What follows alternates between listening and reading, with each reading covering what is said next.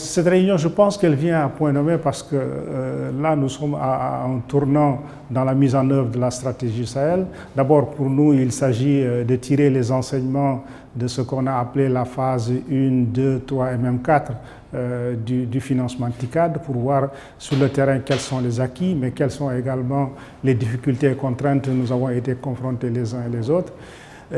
Cette rencontre devra également nous permettre de développer davantage de synergie et de capitaliser sur nos résultats pour voir comment est-ce qu'avec la mobilisation de ressources financières additionnelles, comment est-ce qu'on peut accélérer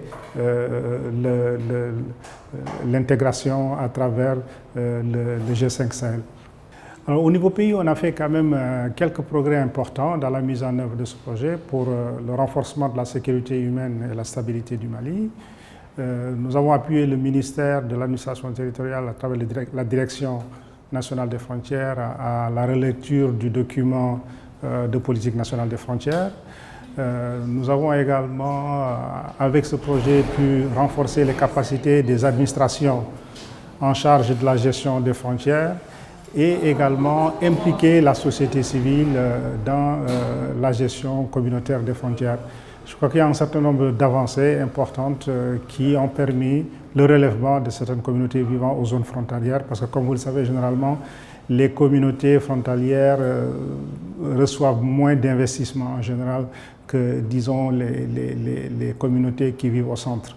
Donc, de ce point de vue, le projet a contribué véritablement à relever les infrastructures sociales au niveau de la zone frontalière, notamment entre le Mali et la Mauritanie. Alors, je crois qu'il y a quand même des efforts qui ont été faits. Cela n'a pas été facile. Comme vous le savez, le projet Sahel est, si vous voulez, une des initiatives de la stratégie intégrée du secrétaire général des Nations Unies. Et un des enseignements qui a été tiré récemment de la mise en œuvre de cette stratégie, c'est les difficultés de coordination entre les bureaux pays et le niveau régional. Mais je pense que depuis quand même un an et demi, des efforts sont faits en termes d'échange d'informations, en termes de reporting et en termes de rencontres de coordination comme celle qui nous réunit aujourd'hui pour essayer d'améliorer la coordination avec le niveau régional.